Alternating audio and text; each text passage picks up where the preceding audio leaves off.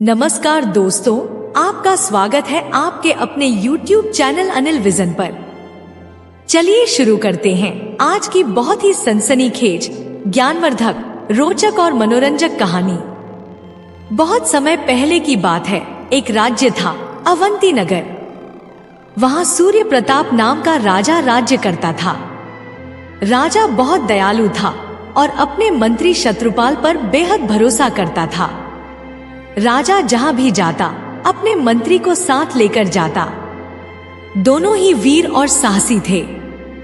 राजा सूर्य प्रताप प्रतिदिन अलग अलग भेष धरकर अपने राज्य में घूमता ताकि प्रजा की स्थिति का पता लगा सके कि वे सुखी हैं या दुखी। राजा लोगों से मिलकर उनके दुख दर्द जानने की कोशिश करता था। यदि किसी को कोई परेशानी होती तो अगले ही दिन उसे दूर करने का प्रयास करता। यही कारण था कि लोग राजा से बहुत प्रेम करते थे।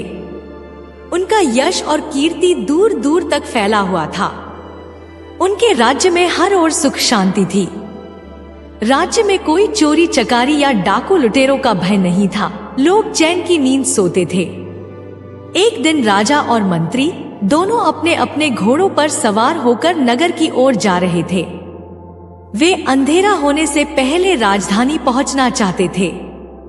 सुबह राजा को सूचना मिली थी कि कुछ लुटेरे भोले भाले किसानों के पशु और संपत्ति लूट रहे हैं। राजा हमेशा की तरह शीघ्र ही अपने मंत्री और कुछ सैनिकों के साथ वहां पहुंचा और लुटेरों को भगाया।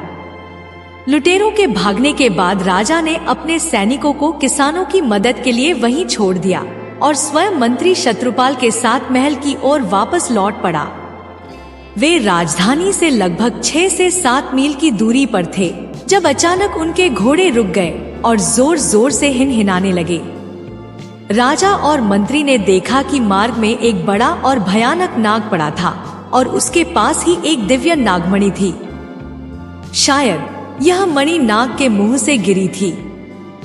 राजा और मंत्री ने समझा कि यह नाग लोक का नाग है। राजा ने कहा, हमें इसे जीवन दान देना चाहिए। मंत्री शत्रुपाल ने कहा, महाराज, आपको संजीवनी विद्या आती है, आप इसे जीवित कर सकते हैं। राजा को मंत्री की बात अच्छी लगी और वे उस नाग को जीवित करने के लिए मंत्र का जाप शुरू किया, लेकिन कई प्रयासों के बावजूद भी नाग में कोई हरकत नहीं हुई।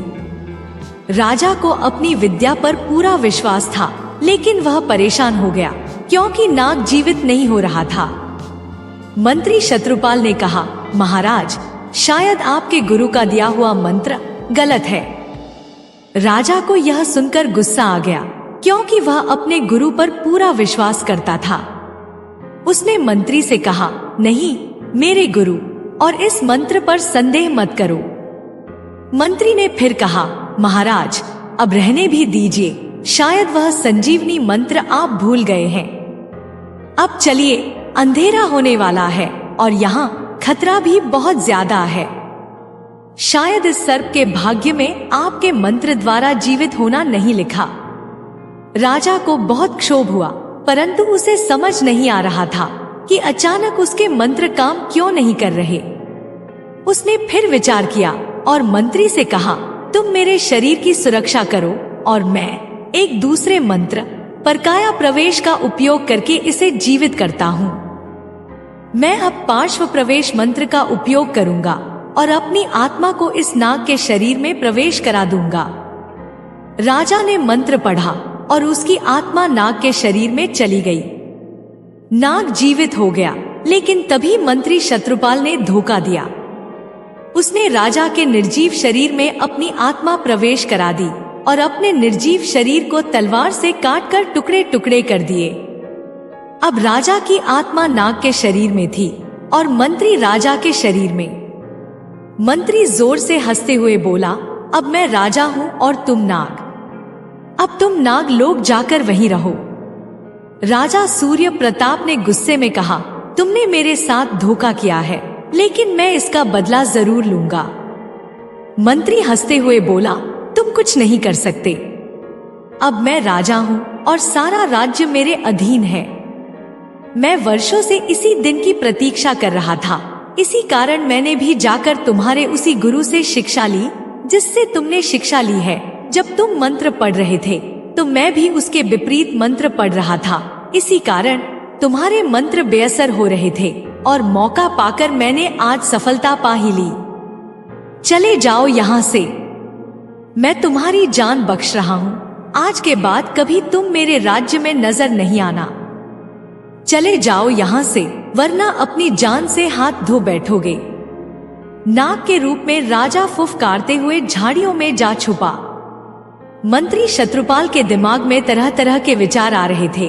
वह सोचता हुआ जा रहा था कि उसने अपनी चाल के द्वारा राजा को हमेशा के लिए अपने रास्ते से हटा दिया है। अब उसे किसी का कोई भय नहीं और ना ही अब कोई उसके रास्ते में आएगा। वह अपना बाकी का जीवन राजा बनकर खुशी खुशी आनंद के साथ राजमहल में बिताएगा। अब इतने बड़े नगर का साम्राज्य उसके हाथों में होगा। इस राज्य का प्रत्येक व्यक्ति अब उसके इशारों पर नाचेगा। चारों ओर उसका दबदबा होगा। इस तरह की मीठी मीठी कल्पना करके उसे बहुत आनंद आ रहा था।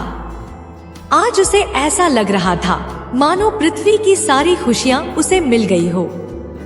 घोड़ा तेज रफ्तार से भागा जा रहा था। मंत्री ने राजा के रूप में एक हाथ से घोड़े की लगाम पकड़ रखी थी और चारों तरफ अंधकार फैल गया था। मंत्री अपने घोड़े पर तेजी से राजधानी की ओर बढ़ता जा रहा था। चारों ओर जंगल में साने साने की आवाज में उसे अपने दिल की धड़कन साफ सुनाई दे रही थी।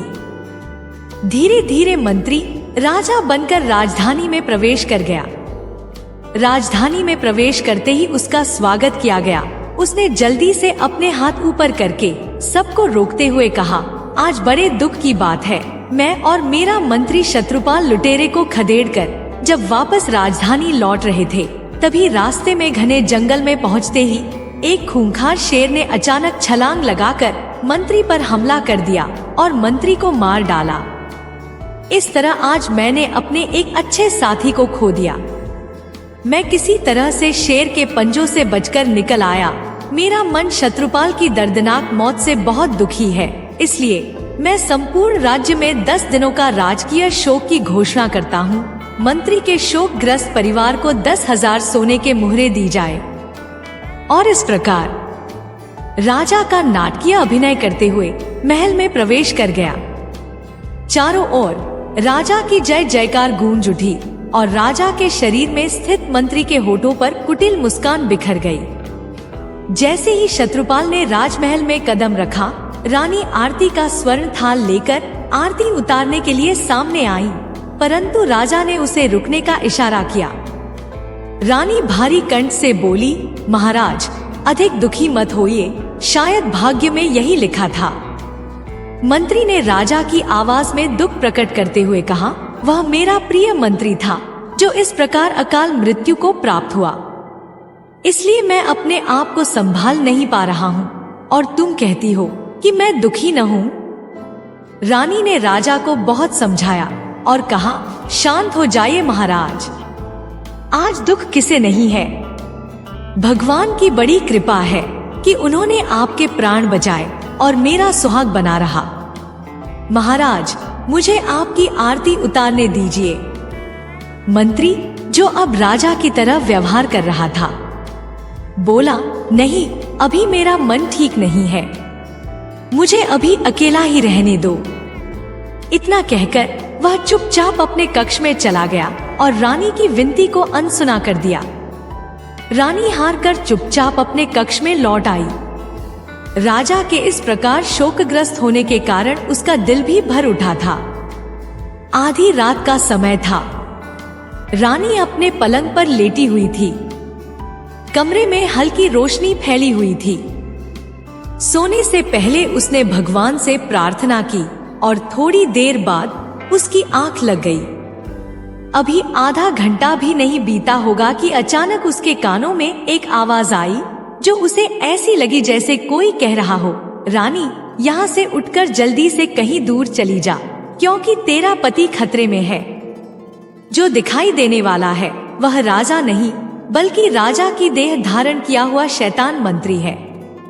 यह राजा चंद्र प्रताप नहीं है, इस कपटी ने तेरे सुहाग को धोखा देकर उसकी देह धारण की है। जो कुछ भी यह कर रहा है वह सब नाटक है। राजा प्रताप अदृश्य रूप में है और बहुत दुख से तुझे यह संदेश दे रहा है। इस समय राजा चंद्र प्रताप सर्प की देह में कैद है। धीरे धीरे तुझे सारी घटना मालूम हो जाएगी। अभी तुम जल्दी से उठकर यहाँ से दूर चली जा। इस दुष्ट मंत्री ने राजा को बड़ा धोखा दिया है। आगे की चिंता मत कर, समय आने पर सब ठीक हो जाएगा। तब तक भगवान का नाम ले। इसके बाद रानी की नींद खुल गई। वह हड़बड़ाकर उठ बैठी। उसका शरीर पसीने में भीगा हुआ था। उसने कमरे में इधर उधर देखा पर उसे कहीं कोई नजर नहीं आया। कमरा शांत था, दीपक जल रहा था और वहां कोई परिवर्तन नहीं था। रानी की सांसें तेज चल रही थी और वह कुछ भी समझ नहीं पा रही थी। थोड़ी देर तक वह उन्हीं बातों को याद करती रही। फिर पड़ोस के कमरे में जाकर उसने अपनी विश्वास पात्र दासी को धीरे से उठाया और उसके कान में कुछ कहा। इसके बाद रानी चुपके से अपने वस्त्र और आभूषण लेकर रात के समय ही राजमहल के पीछे के रास्ते से बाहर निकल गई। चारों ओर अंधेरी रात का सन्नाटा छाया हुआ था। सारा राजमहल नींद में डूबा हुआ था। तभी उन्हें किसी के खिसकने की आवाज सुनाई दी और एक कुत्ते के भौंकने की आवाज सुनकर रानी और दासी चौंक गई। बाद में वे जल्दी जल्दी एक गुप्त रास्ते से होकर जंगल की ओर बढ़ने लगी। चलते चलते सुबह हो गई और मुर्गे ने बांग दी। वे दोनों एक नदी के किनारे जाकर रुकी। वहां उन्होंने अपना मुंह हाथ धोया और कुछ फल खाए। अब जाकर उनके दिल की धड़कन थोड़ी शांत हुई। फिर उन्होंने अपना भेष बदल लिया और आगे जंगल की ओर बढ़ने लगी। चलते चलते दोपहर हो गई। अब वे पहाड़ी के दूसरी ओर उस भयानक जंगल को छोड़कर एक गांव के पास पहुंची। वहां उन्हें एक मंदिर दिखाई दिया। थकी होने के कारण उन्होंने वहीं विश्राम करने का निर्णय लिया। थोड़ी ही देर में वे गहरी नींद में सो गई। उधर सुबह होते ही राजमहल में खलबली मच गई थी कि रानी महल से गायब हो गई है। लोग इधर उधर दौड़ भाग कर रहे थे। धीरे धीरे यह खबर मंत्री के कानों तक भी पहुंची। सुनते ही मंत्री सन्न रह गया। जब एक दास आकर मंत्री से बोला, रानी जी गायब हो गई है। मंत्री बना राजा चीख उठा, क्या कहते हो? एक दासी ने कांपते हुए बताया, यह सच है महाराज। मंत्री पागलों की तरह चिल्ला उठा, नहीं, ऐसा नहीं हो सकता। इतने में दूसरी दासी ने डरते हुए हाथ जोड़कर कहा, बड़ी अनहोनी हो गई। रानी के साथ उनकी मुंह बोली दासी भी गायब हो गई है और उसका भी कोई पता नहीं चल रहा है। राजा बने मंत्री ने कहा, तुम यहाँ मेरा मुंह क्या देख रहे हो? अगर तुम लोगों ने उन्हें नहीं ढूंढा तो तुम्हें सख्त से सख्त दंड मिलेगा। उसने आदेश दिया कि पूरे राज्य में हिंडोरा पिटवाया जाए कि जो भी रानी को ढूंढ कर लाएगा उसे मुंह मांगा इनाम दिया जाएगा। मंत्री ने अपनी आवाज बुलंद की और चारों ओर रानी की खोज के लिए लोग भेज दिए गए। सारे मंदिर, बगीचे, तालाब छान मारे गए, परंतु रानी और उसकी दासी का कहीं कोई पता नहीं चला। उन्हें ढूंढते ढूंढते सुबह से दोपहर और फिर दोपहर से शाम हो गई। राजमहल में चिंता में डूबा मंत्री शत्रुपाल लगातार सोच रहा था, यह अचानक कैसे हो गया? क्या रानी को मेरे रहस्य का पता तो नहीं चल गया? फिर उसने खुद को तसल्ली दी, यह कैसे हो सकता है? यह तो सिर्फ मुझे ही मालूम है, रानी को कौन बताएगा? लेकिन फिर भी उसके मन में डरावने विचार आने लगे कि अगर रानी को कुछ पता नहीं था तो वह चुपके से कहां चली गई। इस तरह के विचारों ने उसे जकड़ लिया था और उसकी बुद्धि काम नहीं कर रही थी। वह सोच रहा था कि यह सब एक ही रात में कैसे हो गया। उसे तो ऐसा लगा था मानो उसकी सारी योजनाएं सफल हो गई थी, लेकिन अब एक ही रात में सब बर्बाद हो गया। रानी की तलाश कई दिनों तक चलती रही, परंतु उसका कोई पता नहीं चला। मंत्री शत्रुपाल की चिंता दिन ब दिन बढ़ती जा रही थी। दूसरी ओर जंगल में रानी और दासी सो रही थी। तभी वहां हलचल होने के कारण उनकी नींद खुल गई। उन्होंने देखा कि वे नरभक्षी आदमियों के घेरे में हैं। यह देखकर वे दोनों असमंजस में पड़ गई। पहले उन्होंने उनके चेहरे देखे, फिर एक के बाद एक गश खाकर बेहोश हो गई। नरभक्षी उनके चारों ओर घेरा बनाकर खूब नाच रहे थे। उन्हें इस बात की खुशी थी कि उन्हें इंसानों का ताजा ताजा मांस खाने को मिलेगा, इसलिए उनकी खुशी का कोई ठिकाना नहीं था। वे चाहते थे कि पहले उन्हें तंदुरुस्त और तगड़ा किया जाए और फिर उनका मांस खाया जाए। उनके सरदार ने तुरंत 2 आदमियों को आदेश दिया, इन्हें अपने गुप्त स्थान पर लेकर चलो। सारे सेवक तालियां बजाने लगे और झूम झूम कर नाचने लगे। रानी और दासी दोनों ही मूर्छित थी। उन्हें गुप्त स्थान पर ले जाया गया। सभी नरभक्षी अपनी अपनी मस्ती में डूबे हुए थे। सभी ने मदिरा पी रखी थी और हर आदमी को ताजे मांस मिलने की खुशी थी। बहुत दिनों बाद उन्हें ऐसा भोजन खाने को मिलने वाला था। नरभक्षियों का यह नियम था कि पहले अपने पकड़े हुए शिकार को खूब खिलाया पिलाया जाता था, तगड़ा किया जाता था और फिर देवी के सामने बलि चढ़ाई जाती थी। बलि के बाद देवी के लिए थोड़ा सा प्रसाद चढ़ाया जाता था और जो शेष बचा हुआ शरीर होता उसे गृह के सभी लोगों में बांट दिया जाता था। यह सब बड़े धूमधाम से किया जाता था। बलि के शिकार को अच्छे से अच्छा खाना खिलाया जाता था और उसकी सेवा की जाती थी, लेकिन कड़ी निगरानी में रखा जाता था। अब तक रानी और दासी को भी होश आ चुका था। अपने आसपास का माहौल देखकर रानी बहुत परेशान और दुखी हो गई।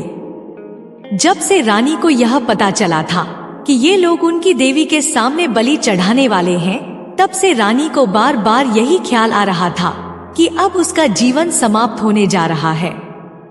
रानी को यह भी पता नहीं था कि वह कहाँ है और उनके राजा कहाँ हैं। वह तो यह सोच रही थी कि राजमहल से निकलकर उसे अपने सुहाग की रक्षा करनी चाहिए थी, परंतु अब वह खुद ही नरभक्षियों के बीच आकर फंस गई थी। लगता था कि उसका भाग्य भी उसका साथ नहीं दे रहा था। रानी सोच रही थी, भगवान जाने मेरे पति किस हाल में होंगे और क्या कर रहे होंगे। उधर नागदेहधारी राजा सूर्य प्रताप मंत्री से दूर होकर जमीन पर फन पटकता हुआ रात के अंधेरे में चलते चलते जंगल में एक बरगद के पेड़ के नीचे घास फूस और पत्तों के बीच जाकर छिपकर बैठ गया। वह मन ही मन बहुत दुखी था। कोसों दूर चलने से वह बहुत थक गया था और दुष्ट मंत्री पर गुस्से से भर गया था, पर वह कुछ भी नहीं कर सकता था। घास में बैठे हुए उसने कई बार सोचा कि वह जाकर उस दुष्ट मंत्री को काटकर मार डाले, लेकिन तभी उसे ख्याल आया कि इस प्रकार काटने से मंत्री की आत्मा शरीर से निकल जाएगी और उसकी आत्मा उस शरीर में कभी नहीं जा सकेगी। परिणाम यह होगा कि ना तो वह नाग की देह में रह सकेगा और ना ही किसी अन्य शरीर में। उसे बिना शरीर के ही इधर उधर भटकना पड़ेगा। उसने मंत्री को डसने का विचार इसलिए भी छोड़ दिया क्योंकि नागलोक के किसी भी नाग को बिना वजह डसना शोभा नहीं देता था। काफी देर तक सोचने के बाद उसने निर्णय लिया कि जो कुछ भी होगा उसे भोगने में ही भलाई है। तभी उसे रानी की याद आई और वह परेशान हो गया। रानी की याद आते ही राजा सूर्य प्रताप की आत्मा तड़प उठी। उससे रहा नहीं गया और उसी समय अपना नाग शरीर वहीं छोड़कर अदृश्य रूप में जाकर रानी को सब कुछ बताते हुए सावधान कर दिया ताकि वह तुरंत राजमहल छोड़कर निकल जाए और अपने सुहाग की रक्षा कर सके। ऐसा करने के बाद उसने वापस आकर अपनी आत्मा फिर से नाग के शरीर में डाल दी और नाग देह धारण कर ली। अब वह फिर से घास और पत्तों में छिपकर बैठ गया। भूख के मारे उसका बुरा हाल था, पर रात में कुछ नहीं हो सकता था। थोड़ी देर बाद सुबह होने लगी। उसने घास फूस और पत्तों की ढेर से अपना सिर धीरे से निकालकर इधर उधर देखा। चारों ओर धुंधला था, कोई पक्षी भी नजर नहीं आ रहा था। वह वापस घास में छिप गया और वैसे ही चुपचाप बैठा रहा। समय का एक एक पल उसे पहाड़ जैसा लग रहा था।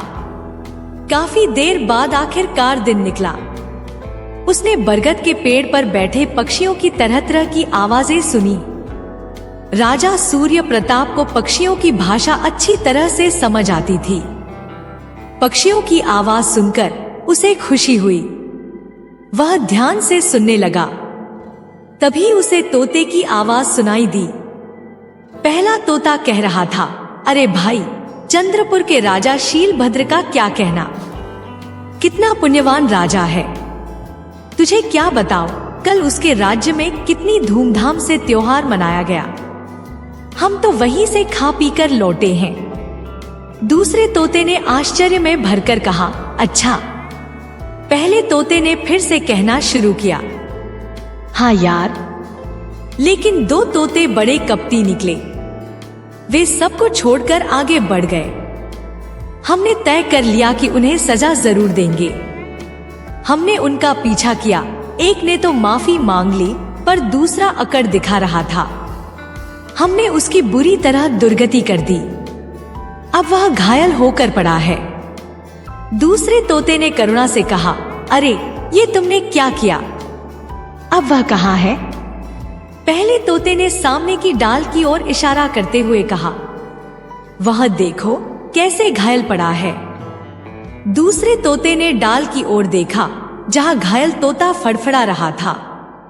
उसके पंख टूटे हुए थे और जगह जगह लाल धब्बे थे।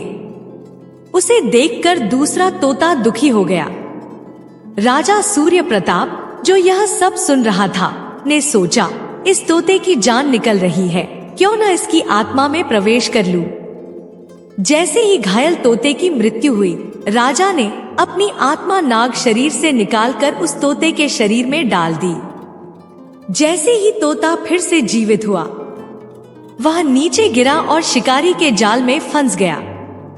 अब वह शिकारी के जाल से निकलने की कोशिश कर रहा था। शिकारी उसे देख खुश हुआ और बोला, आज मुझे बड़ा अच्छा शिकार मिला है। शिकारी की पत्नी तोता देखकर बहुत खुश हुई। शिकारी की पत्नी ने जल्दी से उसे जाल से निकालकर एक पिंजरे में डाल दिया। शिकारी ने जंगल की सारी घटना अपनी पत्नी को सुनाते हुए कहा, मैंने रात में ही जाल बिछाया था और इस तोते को पकड़ लिया। जैसे ही मैं वहां से जाने लगा, मेरी नजर थोड़ी दूर पड़े एक भयंकर सांप पर पड़ी। आज तो भगवान ने ही मुझे बचाया है। सांप मरा हुआ था, वरना आज मैं जिंदा घर नहीं लौट पाता। पति की बातें सुनकर उसकी पत्नी का चेहरा भय से सफेद हो गया। उसने कहा, भगवान का शुक्र है कि आप सही सलामत घर पहुंच गए। शिकारी बोला, हाँ सच में। जल्दी से जाल खोल और इस तोते को देख। मुझे अभी भी वह घटना याद आती है तो मेरे रोंगटे खड़े हो जाते हैं। पत्नी ने सहमते हुए कहा, यह सच में बहुत डरावनी बात है। मेरी तो सांप देखकर ही दम निकल जाता। फिर थोड़ी देर बाद वह बोली, यह तोता तो बहुत बड़ा है, आज तो अच्छा भोजन बनेगा। थोड़ी देर बाद शिकारी अपने चाकू को पत्थर पर घिसकर तेज करने लगा। उसने तोते को पकाने के लिए पिंजरे में हाथ डाला। तभी तोता जोर जोर से चीखने लगा, मुझे मत मारो, पहले मेरे जख्मों पर मरहम लगाओ, मैं तुम्हें माला माल कर दूंगा। शिकारी तोते की बातें सुनकर हैरान रह गया। उसने कभी किसी तोते को इस तरह बोलते नहीं सुना था। उसने तुरंत पिंजरे का दरवाजा बंद कर दिया और दौड़कर अपनी पत्नी के पास गया। उसने तोते की बातें अपनी पत्नी को बताई। पत्नी को भी बहुत आश्चर्य हुआ और उसने खुशी से कहा, अगर यह हमें माला माल कर देगा तो यह बहुत अच्छा होगा। शिकारी ने कहा, मुझे लगता है यह तोता कोई पूर्व जन्म का ज्ञानी या पंडित होगा, जिसे किसी श्राप के कारण पक्षी बनना पड़ा। उसकी पत्नी बोली, इसमें जरूर कोई रहस्य है। शिकारी ने फैसला लिया कि वे तोते को नहीं मारेंगे। उसकी पत्नी ने कहा, ठीक है, तुम उसकी मरहम पट्टी का इंतजाम करो। वह बहुत जख्मी है। इसके बाद शिकारी बाहर से मरहम लाया और तोते के जख्मों पर लगाने लगा। कुछ ही दिनों में तोता ठीक हो गया। शिकारी और उसकी पत्नी रोज उसे दाना पानी देते और उससे प्यार से बातें करते। एक दिन शिकारी ने तोते से पूछा, भाई तुम कौन हो? तुम इंसानों की तरह बात करते हो, यह कैसे संभव है? उस समय शिकारी की पत्नी भी पास ही बैठी थी और वे दोनों सांस रोककर तोते के उत्तर की प्रतीक्षा करने लगे। तोते ने एक लंबी ठंडी सांस ली और बोला, मेरी कहानी बहुत दुख भरी है। तुमने मेरे जख्मों का इलाज किया है, यह तुम्हारा बहुत बड़ा उपकार है जिसे मैं कभी नहीं भूलूंगा। इतना कहकर तोता चुप हो गया। शिकारी ने उसे और जानने की कोशिश करते हुए कहा, तुम्हें हमें साफ साफ बताना चाहिए, हम तुम्हारी मदद करना चाहते हैं। तोते ने जवाब दिया, नहीं भाई, मेरे दुख मुझे ही सहने हैं। जब तक मेरे भाग्य में दुख लिखा है तब तक कोई मेरी मदद नहीं कर सकता। पर मुझे पूरा विश्वास है कि एक दिन मेरे दुखों का अंत जरूर होगा। शिकारी ने कहा, तुम्हें किन दुखों की बात कर रहे हो? हम तुम्हारी सहायता कैसे कर सकते हैं? तोता बोला, मैं एक राजा था। मेरे मंत्री ने धोखा देकर मुझे तोता बना दिया। उसकी कहानी सुनकर शिकारी और उसकी पत्नी की आंखें नम हो गई। वे हाथ जोड़कर बोले, महाराज, यह तो एक गरीब की कुटिया है। हमें दुख है कि आपको यह दिन देखने पड़े। आप हमें बताइए, हम आपकी क्या सहायता कर सकते हैं? तोते की आंखों में खुशी के आंसू आ गए। वह बोला, मुझे यहाँ कोई दुख नहीं है, लेकिन अगर तुम मुझे इस पिंजरे में लेकर चंद्रपुर के महाराज के पास ले जाओ तो मैं तुम्हें माला माल कर दूंगा। शिकारी ने कहा, ठीक है महाराज, हम कल सुबह ही चंद्रपुर के लिए रवाना होंगे। अगले दिन शिकारी ने तोते को लेकर चंद्रपुर की ओर प्रस्थान किया और शाम तक महल पहुंच गया। महल के पास पहुंचकर वह जोर जोर से चिल्लाने लगा, देखो देखो, एक अद्भुत तोता, यह हर झगड़े का फैसला कर सकता है। कीमत सिर्फ 10 सोने की मुहरें। शिकारी की आवाज सुनकर लोग इकट्ठा हो गए।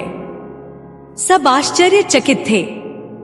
धीरे धीरे यह बात चंद्रपुर के राजा के कानों तक पहुंची। राजा ने तुरंत शिकारी को महल में बुलाया। राजा ने शिकारी से पूछा, तुम इस तोते की कितनी कीमत चाहते हो? शिकारी ने जवाब दिया, महाराज, आप जो भी देंगे मैं स्वीकार करूंगा। राजा ने कहा, हम तुम्हें सोने की 10 मुद्राएं देंगे, लेकिन अगर यह बात झूठ निकली तो हम तुम्हें कठोर दंड देंगे। शिकारी ने सहमति जताई। राजा ने कहा, तुम 3 दिन तक राज्य में रह सकते हो, उसके बाद तुम जा सकते हो। शिकारी को महल में ठहराया गया और तोते को एक सोने के पिंजरे में रखा गया। महल में उसकी खूब देखभाल होने लगी। कुछ दिनों बाद राजा ने एक विचित्र झगड़े का फैसला करने के लिए तोते से मदद लेने का निर्णय किया। 4 व्यापारियों के बीच झगड़ा था। उन्होंने एक बिल्ली पाली थी जो गोदाम की रखवाली करती थी। एक दिन बिल्ली का पंजा जल गया और उससे आग लग गई, जिससे पूरा गोदाम जलकर राख हो गया। अब व्यापारी इस बात पर लड़ रहे थे कि नुकसान की भरपाई कौन करेगा। राजा ने सोचा कि इस मामले में तोते की न्याय बुद्धि की परीक्षा लेना सही रहेगा। उसने सेवक को तोते का पिंजरा लाने का आदेश दिया।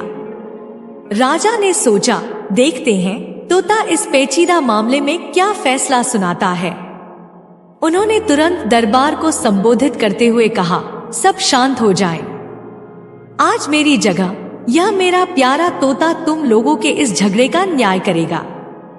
इसका निर्णय चारों व्यापारियों और दरबारियों को मानना होगा और इसे मेरा ही न्याय समझा जाएगा। यह कहकर राजा ने पिंजरे को ऊपर उठा दिया ताकि पूरे दरबार को तोता दिखाई दे सके। दरबार में उपस्थित प्रत्येक आदमी सांस रोककर फैसले का इंतजार करने लगा। तोता ने कहा, जब तक बिल्ली अंगीठी के नजदीक थी तब तक रुई की गठरी को किसी भी प्रकार का नुकसान नहीं पहुंचा। परंतु जब उसकी जलती हुई पट्टी गठरी से टकराई तब नुकसान हुआ। अब सवाल यह है कि बिल्ली को रुई की गठरी की तरफ कौन लेकर गया? तोता ने अपनी बात को यही रोक दिया। दरबार में सभी एक दूसरे का मुंह देखने लगे और धीरे धीरे आपस में बातें करने लगे। कुछ देर बाद तोता फिर से बोला, मुझे आशा है कि आप लोगों ने इस बात पर ध्यान दिया होगा कि जलती हुई पट्टी को गठरी की तरफ कौन लेकर गया। अब आप सोचिए कि जब बिल्ली जलते हुए पैर के कारण दूर तक चलने में असमर्थ थी, तो उसे जलती हुई पट्टी को लेकर गोदाम में कौन ले गया? इसका स्पष्ट उत्तर है कि बिल्ली के 3 स्वस्थ पैरों की मदद से जलती हुई पट्टी के साथ पूरे गोदाम में ले जाया गया। इसलिए गोदाम के जलने का कारण बिल्ली का जख्मी पैर नहीं, बल्कि उसके 3 स्वस्थ पैर थे। इसलिए चौथा व्यापारी समूचे नुकसान का अकेला भागीदार नहीं है। तोते का फैसला सुनकर सारी सभा दंग रह गई। हर व्यक्ति के मुख से निकल रहा था कि तोते ने कितना अच्छा न्याय किया है। तोते के इस न्याय से राजा शीलभद्र भी बहुत खुश नजर आ रहे थे। सभा बर्खास्त हो गई और सब लोग दरबार से उठकर चले गए। दोपहर का समय था। तोता सोने के पिंजरे में रत्न जड़ित खंभे पर टंगा हुआ था। राजा और मंत्री आपस में बैठकर तोते की प्रशंसा कर रहे थे। राजा शीलभद्र बोले, सुखदेव, तुम मेरे लिए बड़े भाग्यवान हो। जब से तुम मेरे महल में आए हो, मेरे राज्य में सुख और शांति का राज्य स्थापित हो गया है। तुमने ऐसा दिव्य ज्ञान कैसे पाया? तोता, जो वास्तव में राजा सूर्य प्रताप था, दुखी होकर अपनी कहानी बता दी और बोला, यह सब भाग्य का खेल है। राजा शीलभद्र ने कहा, हमें बहुत दुख है राजा सूर्य प्रताप, लेकिन हम कर भी क्या सकते हैं? सूर्य प्रताप ने जवाब दिया, महाराज, मुझे केवल अपनी रानी चाहिए। अगर आप मुझे उससे मिला देंगे तो मैं समझूंगा कि पृथ्वी का समस्त सुख मैंने प्राप्त कर लिया। राजा शीलभद्र ने कहा, तुम चिंता मत करो, मैं आज ही अपने सेवकों को भेजता हूँ। यह कहकर राजा ने सूर्य प्रताप को तसल्ली दी। तोता बना हुआ राजा सूर्य प्रताप बहुत खुश हुआ और अपनी रानी से मिलने की खुशी में तरह तरह के सपने देखने लगा। वह सोचने लगा, पता नहीं रानी कहाँ होगी, किस हाल में होगी। इसी बीच राजा के सिपाही रानी की खोज में निकल पड़े। उधर जंगल में नरभक्षी खुशियां मना रहे थे। आज देवी के सामने 2 स्त्रियों की बलि चढ़ाई जानी थी। नरभक्षी इसे एक त्योहार की तरह मना रहे थे। रानी और दासी को फूलों से सजाकर देवी के मंदिर में ले जाया गया। रानी और दासी को अपनी आंखों के सामने साक्षात मौत दिखाई दे रही थी। नरभक्षियों ने तीर चलाने की तैयारी की, लेकिन तभी आकाश से एक विशाल पक्षी तेजी से नीचे आया और झपट्टा मारकर रानी और दासी को अपने पंजों में पकड़ लिया। वह पक्षी एक गिद्ध था, जिसने उन्हें समुद्र किनारे एक टापू पर छोड़ दिया। गिद्ध अपनी मादा को बुलाने लगा, लेकिन वह बहुत दूर निकल चुकी थी। गिद्ध ने रानी और दासी को छोड़कर मादा की तलाश में उड़ान भर दी। कुछ देर बाद रानी और दासी को होश आया। वे एक सुनसान स्थान पर थी और समुद्र की लहरें किनारे से टकरा रही थी।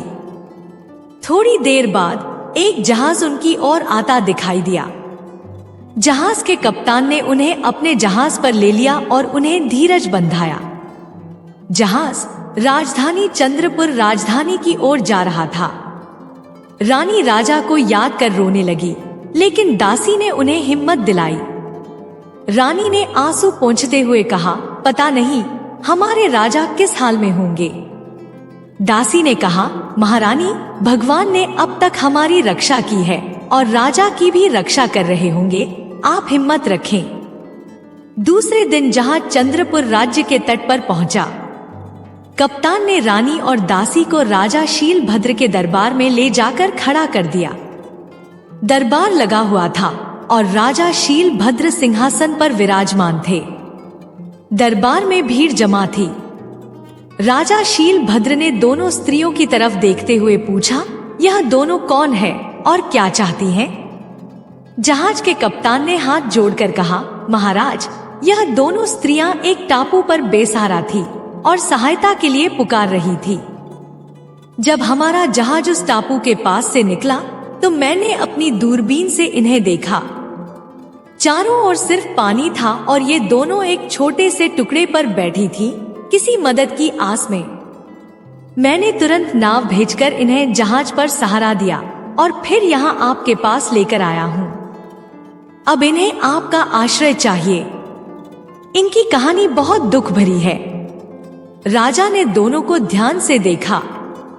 वह किसी कुलीन घर की स्त्रियां लग रही थी। राजा ने रानी की ओर देखते हुए पूछा, तुम कौन हो? कहां से आई हो? और टापू पर कैसे पहुंच गई? रानी की आंखें भर आईं। सिर झुकाते हुए रानी बोली, महाराज, मैं बहुत दुखियारी हूं। हमारे दुखों की एक लंबी कहानी है जिसे सही समय आने पर मैं आपको अवश्य बताऊंगी। इस समय मैं आपसे बस यह विनती करती हूँ कि हमें कोई आश्रय दे दे। अभी हम उस हाल में नहीं हैं कि अपनी पूरी कहानी आपको सुना सकें। रानी की यह बात सुनकर राजा शीलभद्र ने उनकी स्थिति को समझते हुए सैनिकों को आदेश दिया, इन्हें अंतःपुर में ले जाकर इनके खाने पीने का प्रबंध किया जाए।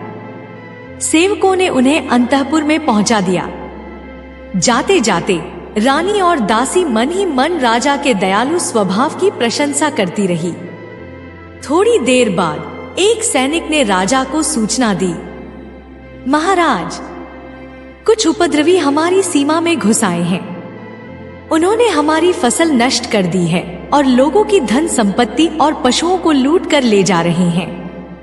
यदि तुरंत कुछ नहीं किया गया तो और बड़ा नुकसान हो सकता है। यह खबर सुनकर राजा क्रोध से तमतमा उठे। उन्होंने अपने सेनापति से कहा, जल्दी से सैनिकों की टुकड़ी तैयार करो। जो भी उपद्रवी हैं, उन्हें पकड़कर मेरे सामने लाओ ताकि उन्हें दंड दिया जा सके। राजा जब अपने कक्ष में पहुंचे तब तोते ने राजा की हालत देखकर पूछा, महाराज, क्या बात है? आपने भी अभी 2 स्त्रियों को आश्रय दिया है और थोड़ी देर बाद ही संकट की सूचना मिली। मुझे ऐसा लगता है जैसे वे दोनों स्त्रियां अपने साथ आपके लिए भी कुछ मुसीबत लेकर आई हैं। राजा कुछ नहीं बोले, पर उनके चेहरे पर चिंता स्पष्ट दिख रही थी। तोता भी चुपचाप देखता रहा। 2-3 दिन बाद रानी ने राजा के पास एक प्रार्थना पत्र भेजा जिसमें लिखा था, महाराज, आपने विपत्ति के समय हमें आश्रय दिया, इसके लिए हम सदा आभारी रहेंगे। लेकिन इस तरह खाली बैठना हमें अच्छा नहीं लग रहा। हम चाहते हैं कि हमें कोई काम दे दिया जाए ताकि हम आपके महल की सेवा कर सकें। राजा ने उनकी प्रार्थना पर विचार करके पुराने दासी गोमती को छुट्टी देने का निर्णय किया और रानी को राजकुमारी अरुणा की देखभाल का जिम्मा सौंप दिया। दासी गोमती चोर स्वभाव की थी और अक्सर चीजों पर हाथ साफ कर देती थी। जब उसे काम से हटाया गया तो वह मन ही मन रानी से बदला लेने की सोचने लगी। एक दिन जब रानी राजकुमारी के साथ बगीचे में घूमने गई थी, गोमती ने मौका पाकर राजकुमारी के कमरे में जाकर उसके रत्न जड़ित कंगन चुरा लिए। शाम होते होते यह बात महल में फैल गई और सबका शक रानी पर गया। राजा का माथा ठनक गया। उन्होंने तुरंत आदेश दिया, इन दोनों स्त्रियों को महल से निकाल दिया जाए। रानी और दासी को महल से बाहर निकाल दिया गया। थोड़ी देर बाद राजा को खबर मिली कि उपद्रवियों को पकड़ लिया गया है और उनके क्षेत्र में शांति स्थापित हो गई है। इसी बीच कंगन भी मिल गया और असली चोर गोमती भी पकड़ ली गई। राजा को अपनी गलती का एहसास हुआ और उन्होंने तुरंत सैनिकों को आदेश दिया कि रानी और दासी को वापस लाया जाए। जब रानी और दासी को महल में लाया गया तो राजा ने शर्म से सिर झुकाते हुए कहा, बहन, मुझसे बड़ी भूल हो गई। मैंने बिना सोचे समझे तुम्हें दोषी ठहराया। कृपया मुझे माफ कर दो। राजा की बातें सुनते ही रानी की आंखों से आंसुओं की धार बह निकली। उस समय तोता भी उस कक्ष में मौजूद था। तोते की नजर रानी पर पड़ी और उसका हृदय चीत्कार कर उठा। उसकी आंखों से भी आंसू बहने लगे। पिंजरे में बंद तोता बाहर निकलने के लिए बेताब हो उठा, पर अपनी बेबसी पर पछता रहा था। जब रानी का ध्यान पिंजरे की ओर गया और उसने देखा कि तोते की आंखों से आंसू बह रहे हैं, तो यह देख राजा को आश्चर्य हुआ। उसे बड़ा धक्का लगा कि उसके प्यारे तोते को आखिर क्या हो गया।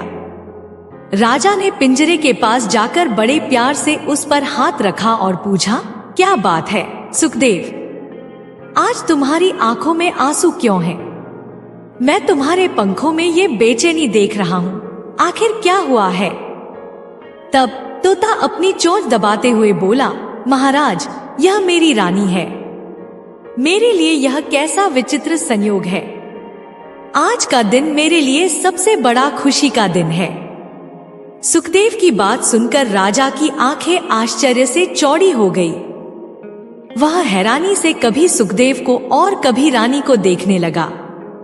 रानी पिंजरे की ओर देखती रही और फिर बोली, महाराज, मैंने यह सपना में भी नहीं सोचा था कि आपसे मेरा ऐसा विचित्र मिलन होगा। रानी ने अपनी आंखों के आंसू पोंछते हुए आगे बढ़कर राजा सूर्य प्रताप को प्रणाम किया और बोली, स्वामी, आपसे मिलने के लिए मैं अब तक भटकती रही। भाग्य ने खूब खिलवाड़ किया, दर दर की ठोकरें खाई। मैं लगभग निराश हो चुकी थी, परंतु आपसे पुनर्मिलन लिखा था, इससे बड़ा सुख और क्या हो सकता है। इसके बाद रानी का गला रूंध गया। राजा शीलभद्र के सामने से सारे पर्दे हट गए थे। अब उन्हें पता चला कि जो स्त्री उनके महल में दासी बनकर रह रही थी, वह वास्तव में एक रानी है। इस सच्चाई का पता चलते ही वह पानी पानी हो गए और शर्म से उनकी गर्दन झुक गई। सचमुच यह एक बड़ा ही करुण दृश्य था। इसके बाद राजा ने रानी के रहने का प्रबंध वहीं राजमहल में एक अलग कक्ष में कर दिया। तोते का पिंजरा राजा के कक्ष से उठाकर रानी के कक्ष में पहुंचा दिया गया। रात में बहुत देर तक राजा सूर्य प्रताप और रानी के बीच बातचीत होती रही। दोनों ने एक दूसरे को बताया कि अब तक वे कहां कहां रहे और उन पर क्या क्या बीता। वे दोनों अब इस सोच में थे कि आगे क्या किया जाए और उस दुष्ट मंत्री शत्रुपाल से बदला कैसे लिया जाए। इसी सोच विचार में कुछ दिन बीत गए। उधर राजा शीलभद्र की बेटी अरुणा के स्वयंवर की तैयारियां जोरों से चल रही थी। राजमहल के सभी लोग स्वयंवर की तैयारियों में जुट गए थे। दूर दूर से राजा, महाराजा और राजकुमार आने वाले थे। मंडप को खूब सजाया गया था और उसकी सजावट देखते ही बनती थी। महल में दास दासियों को पल भर की भी फुर्सत नहीं मिल रही थी। रानी जानती थी कि स्वयंवर में दूर दूर से राजा और राजकुमार आएंगे। एक दिन उसने तोते से कहा, मेरे ख्याल से वह दुष्ट मंत्री भी स्वयंवर में जरूर आएगा।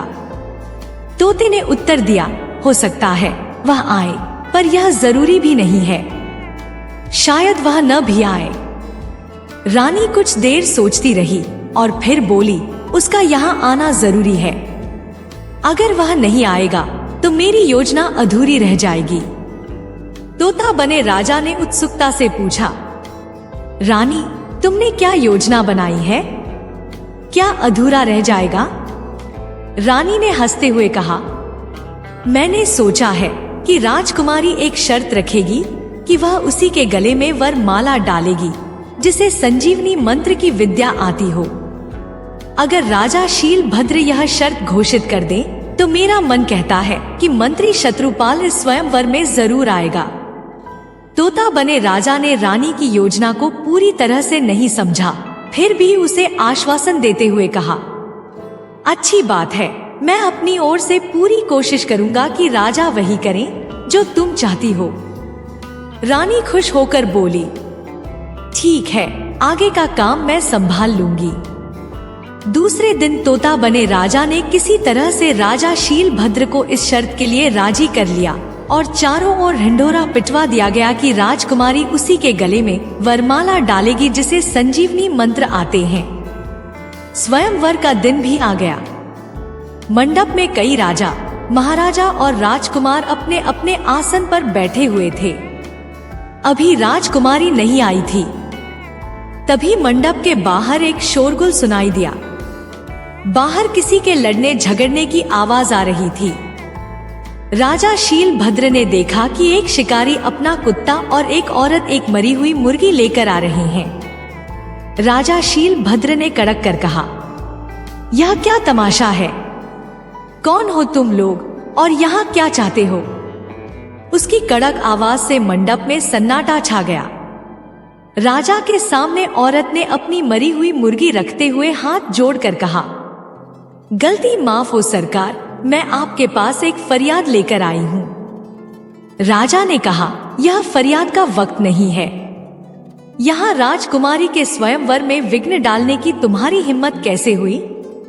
क्या तुम जानती हो इसकी सजा क्या है? राजा ने गुस्से में कहा, यह विवाह का शुभ अवसर है, जल्दी बोलो, तुम क्या चाहती हो? औरत गिड़गिड़ाते हुए बोली, महाराज, मुझे अपनी मुर्गी जिंदा चाहिए। यह मेरे कलेजे का टुकड़ा है, मेरे पिता की दी हुई निशानी थी। राजा ने गुस्से में कहा, ये कैसी बात करती हो? भला मरी हुई मुर्गी वापस जिंदा कैसे हो सकती है? औरत रोते हुए बोली, महाराज, मुझे तो बस अपनी मुर्गी चाहिए। मैं आपसे आंचल फैलाकर भीख मांगती हूँ। मुझे यकीन है कि आप मुझे निराश नहीं करेंगे। राजा परेशान हो गए। पूरी सभा चुपचाप सांस रोके राजा का फैसला सुनने के लिए उत्सुक थी। तभी राजा के ध्यान में आया कि स्वयंवर में शर्त के अनुसार संजीवनी विद्या वाला राजा, महाराजा या राजकुमार इस मुर्गी को जिंदा कर सकता है। यह सोचकर राजा के चेहरे पर खुशी झलक उठी। इतने में राजकुमारी हाथ में वरमाला लिए अपनी सहेलियों के साथ मंडप में आई। राजा ने तुरंत घोषणा की, जो भी इस मुर्गी को संजीवनी विद्या से जीवित करेगा, हमारी राजकुमारी उसी के गले में वरमाला डालेगी। राजा की घोषणा सुनते ही सभा में सन्नाटा छा गया। मंत्री शत्रुपाल अपने आसन से उठा और मंडप के बीच में आकर बोला, मैं इस मुर्गी को जिंदा करूंगा। इसके बाद उसने संजीवनी मंत्र पढ़ना शुरू किया। पिंजरे में बैठा तोता ये तमाशा देख रहा था। जैसे ही शत्रुपाल ने मंत्र पढ़ना शुरू किया, तोता ने उसका उल्टा मंत्र पढ़ना शुरू कर दिया। इस वजह से लाख कोशिश करने पर भी शत्रुपाल का मंत्र काम नहीं कर पाया। शत्रुपाल का चेहरा सफेद पड़ गया और उसका मजाक उड़ने लगा। हारकर शत्रुपाल बोला, मैं इस मुर्गी को जीवित कर सकता हूँ, लेकिन मेरी एक शर्त है। मुझे इजाजत दी जाए कि मैं मंत्र किसी कमरे में अकेले बैठकर पढ़ूं। राजा तैयार हो गए और शत्रुपाल को एक कमरे में अकेला छोड़ दिया गया। पूरी सभा खुशी से तालियां बजाने लगी, क्योंकि सबको यकीन था कि शत्रुपाल विफल हो चुका है। शत्रुपाल ने मंत्र पढ़ना शुरू किया, जिससे उसकी आत्मा मुर्गी में प्रवेश कर गई। उसी वक्त तोता ने भी परकाया प्रवेश मंत्र पढ़ा और उसकी आत्मा शत्रुपाल के शरीर में प्रवेश कर गई, जो असल में राजा का ही शरीर था। अब पिंजरे में सुखदेव का निष्क्रिय शरीर पड़ा था और मुर्गी मंडप में जीवित हो चुकी थी। कुछ समय बाद राजा सूर्य प्रताप और तोता बंद कमरे से बाहर आए और मुर्गी से बोले, क्यों मंत्री जी, कैसी रही? यह सुनकर मुर्गी के रूप में शत्रुपाल बोला, तो ये तू था? तू ही मेरे संजीवनी मंत्र को उल्टा कर रहा था और तूने ही मेरे मंत्र का उल्टा असर करके मेरा ये हाल किया है। इतने में वह औरत जो मुर्गी को अपनी बता रही थी और उसके साथ आया शिकारी अपने असली रूप में आ गए। वे दोनों राजा सूर्य प्रताप की रानी और दासी थी। राजा सूर्य प्रताप को असली रूप में देख सभी प्रसन्न हुए। मुर्गी के रूप में मंत्री शत्रुपाल को मौत की सजा दी गई। राजा सूर्य प्रताप और रानी का खूब आदर सत्कार किया गया। कुछ दिनों बाद राजा सूर्य प्रताप अपनी रानी और दासी के साथ अवंती नगर लौट आए। अवंती नगर की जनता द्वारा अपने राजा और रानी की वापसी पर उनका भव्य स्वागत किया और सभी खुशी खुशी वहां रहने लगे। अपने राज्य में लौटने के बाद राजा ने खुश होकर शिकारी को, जिसने तोते को पकड़ा था, बहुत सारा धन और राज्य में रहने की जगह दी। शिकारी की खुशी का ठिकाना नहीं था। उसने अपनी पत्नी को अपने पास बुलाया और सुख शांति से अपने परिवार के साथ अवंती नगर में रहने लगा। ऐसी ही जानकारियों के लिए बने रहिए हमारे चैनल पर। चैनल को सब्सक्राइब करके बेल की घंटी को दबा दीजिए। इससे हमारे वीडियो का नोटिफिकेशन आपको सबसे पहले मिलता है। वीडियो अच्छी लगे तो प्लीज लाइक करके दोस्तों के साथ शेयर कीजिए। कमेंट बॉक्स में अपने विचार भी जरूर लिखिए, इससे हमें प्रोत्साहन मिलता है। धन्यवाद।